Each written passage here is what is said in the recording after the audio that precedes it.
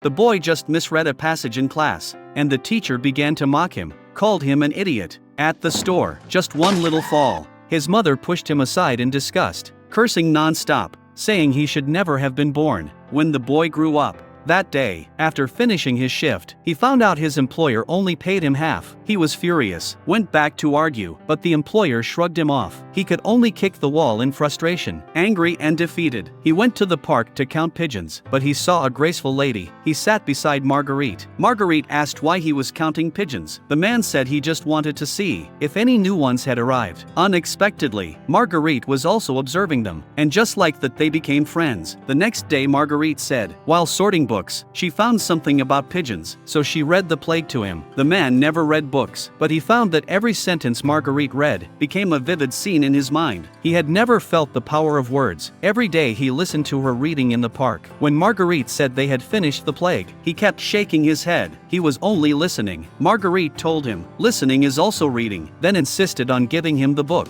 But when his friends at the bar found out he was reading Camus, they laughed like pigs. The man stormed out. Back home, he started studying with excitement, but found the book useless. He still had dyslexia. That day his girlfriend brought over clean laundry, saw a bouquet on the table, thought it was a surprise for her, but the man brought the flowers to the nursing home and returned the book to Margarite. The book had made him clearly see his flaws and weaknesses. Margarite didn't say much. She picked up the novel he had always wanted to read, but just as it reached the exciting part, she stopped. She said from now on, she couldn't read to a fool anymore. Her eyes were slowly going blind. She would soon need a cane to walk. The man wanted to do something for her, so he decided to make a cane by hand. That day, his girlfriend, who had been ignored all day, came to his house to confront him. He asked her to sit and told her Margarite's story. What made him saddest was that if she couldn't read, Margarite would lose her passion for life, and he could do nothing. But the girlfriend said, "You can read to her." For Margarite, the man decided to challenge his dyslexia. The next day he went to the bookstore, bought an easy-to-read novel, practiced reading it aloud to his girlfriend. She helped him learn the hard words. He brought the finely crafted cane to Margarite, told her to close her eyes, said he had a surprise, then began reading fluently. But when he arrived at the nursing home, he learned Margarite's nephew couldn't afford the fees and took her away that morning. She was now in Belgium. The man didn't want to lose the friend who had healed his soul, so he drove to the nephew's home, but Margarite wasn't there. They had sent her to a charity nursing home. He walked through crowded and broken corridors. Finally, in the crowd, he saw Margarite reading a book.